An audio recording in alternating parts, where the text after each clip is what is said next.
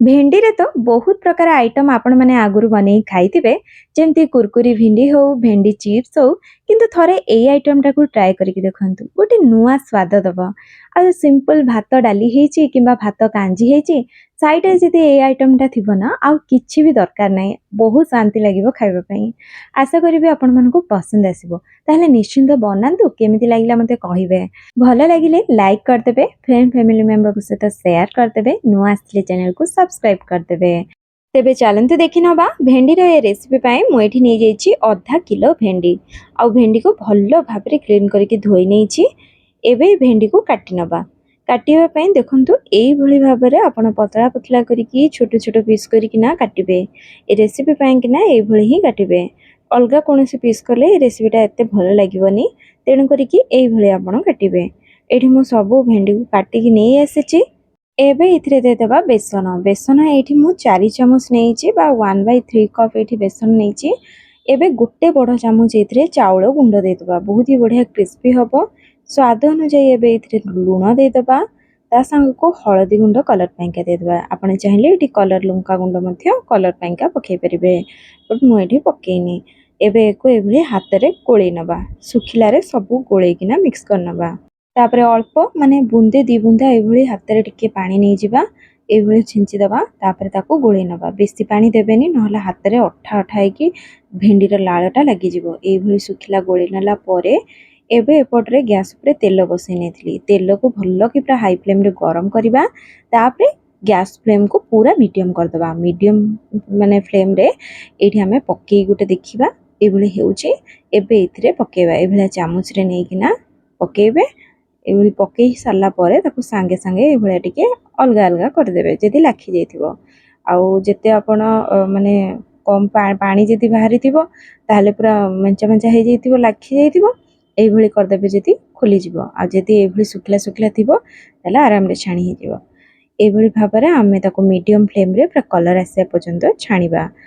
टिके क्रिस्पी हे जिवो बढ़िया लागिवो खाइबा पई देखंतु इठी कलर आसी कि पूरा क्रिस्पीनेस आसी गलानी बढ़िया भाबरे हे गलानी एबे एडा को एबे छाणी के काढी नबा बहुत बढ़िया लागे एमिति ही चनाटा खाइबा पई कि ना देखंतु केते सुंदर लागुची आ केते क्रिस्पी हे सेई भली नेक्स्ट बैच को मध्य सेई भली छाणी नबा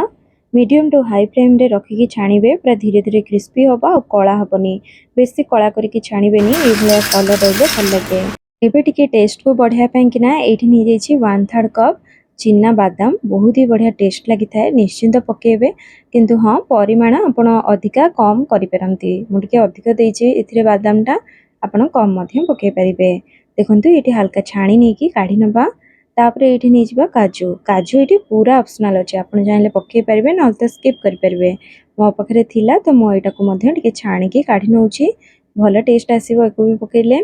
तापरे नबा भुसुआ पत्र पूरा केयरफुली छाणीबे काहे ना बहुत तेल आ भुसुआ पत्र पूरा छिटकीबो सेति पय टिके छाणीबे टिके उठेबे टिके छाणीबे उठेबे एभला जाली रे आपण छाणी देबे आराम रे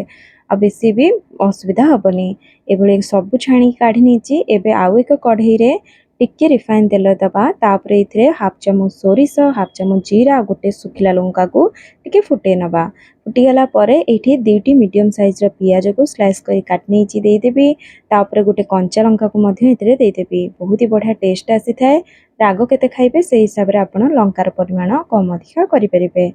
पियाज को एठी टिके कलर चेंज होबा पर्यंत भाजिबे बेसी कळा करिके भाजिबा दरकार नै तापरे इथिरे हल्का टिके लूण देई दबा स्वाद अनुसार कहीं आगुरी आम छणा भी लुण पकई तो से हिसाब से देखिकी देवे तापर गोटे चामच अधा रसुण छेचा मु दे दीची आपण पाखे पेस्ट थी जदि देदेवे कंचा बास्ना जावा पर्यंत टिके भाजी नेबे सबको भाजी गला परे एबे इथिरे सब छणा जिंस को देदेवे तापर पूरा हाई फ्लेम रे एको मिक्स करनेबे हाई फ्लेम रे बढ़िया से मिक्स करनेला परे गैस रो फ्लेम को पूरा लो कर देबे लो फ्लेम रे इथिरे दी देबा लंका गुंड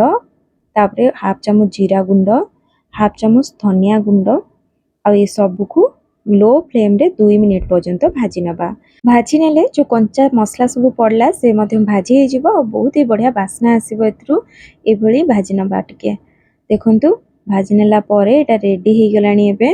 रेडी पूरा खाइबा पई केना ऊपर टिके कट्टा धनिया पत्र पके नबा जदी थिबो ताहले पकेबे बहुत बढ़िया लागिबो आल तो स्किप करिवे आ एबे एटा रेडी ଆପଣ ଏହାକୁ ସିମ୍ପଲ୍ ଡାଲି ଭାତ ସହିତ ଖାଆନ୍ତୁ, ସାଇଡ଼୍ରେ ବଢ଼ିଆ ଲାଗିବ। ଆଶା କରୁଛି ଆପଣମାନଙ୍କୁ ପସନ୍ଦ ଆସିଥିବ। ତାହେଲେ ନିହାତି ବନାନ୍ତୁ, କେମିତି ଲାଗିଲା କମେଣ୍ଟ ମାଧ୍ୟମରେ ଜଣେଇବେ। ତାହେଲେ ରହିଲି, ପୁଣି ଆସିବେ ଏକ ନୂଆ ରେସିପି ସହିତ। ସମସ୍ତେ ଭଲରେ ରୁହନ୍ତୁ, ଖୁସିରେ ରୁହନ୍ତୁ। ଧନ୍ୟବାଦ। ଜୟ ଜଗନ୍ନାଥ।